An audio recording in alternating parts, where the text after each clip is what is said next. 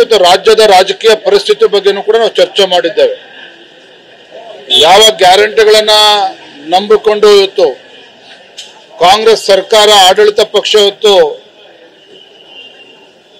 ಈ ರಾಜ್ಯವನ್ನ ಅಧೋಗತಿಗೆ ತೆಗೆದುಕೊಂಡು ಹೋಗ್ತಾ ಇದ್ದಾರೆ.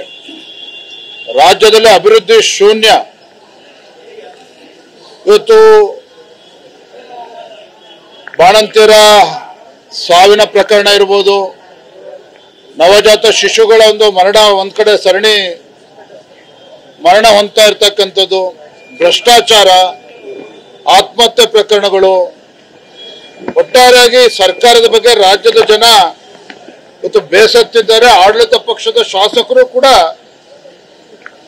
ಮುಖ್ಯಮಂತ್ರಿಗಳ ಬಗ್ಗೆ, ಆಡಳಿತ ಪಕ್ಷದ ಬಗ್ಗೆ ಅವರೇ ಬೇಸತ್ತಿದ್ದಾರೆ.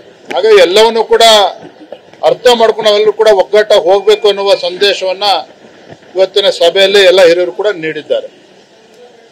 ಎಲ್ಲ ಒಂದ್ ಕಡೆ ಬಲ ಪ್ರದರ್ಶನ ಮಾಡ್ತಾ ಇದ್ದಾರೆ ಅನ್ನುವಂತ ವಿಚಾರ ಮುನ್ನೆಲೆ ಬಂದಿದೆ ಈ ಸಭೆ ಮೂಲಕ. ಯಾಕೋ ಪ್ರಶ್ನೆ ಇನ್ನೂ ಬಂದಿಲ್ಲ ಅಂತ ನಾನು ಕಾಯ್ತಾ ಇದ್ದೆ.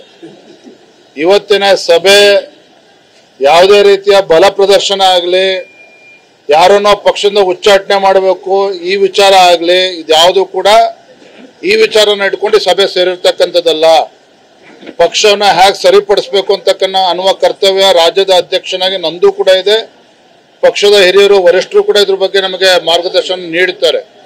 ಆದ್ರೆ ಇವತ್ತಿನ ಸಭೆ ಇವೆಲ್ಲವನ್ನು ಕೂಡ ಬದಿಗಿಟ್ಟು ಪಕ್ಷವನ್ನ ಬಲಪಡಿಸ್ತಕ್ಕಂಥ ನಿಟ್ಟಿನಲ್ಲಿ ಎಲ್ಲರನ್ನೂ ಕೂಡ ಜೊತೆಲಿ ತೆಗೆದುಕೊಂಡು ಹೋಗ್ಬೇಕು, ಈ ನಿಟ್ಟಿನಲ್ಲಿ ಸಭೆಯನ್ನ ಮಾಡಿದ್ದೇವೆ.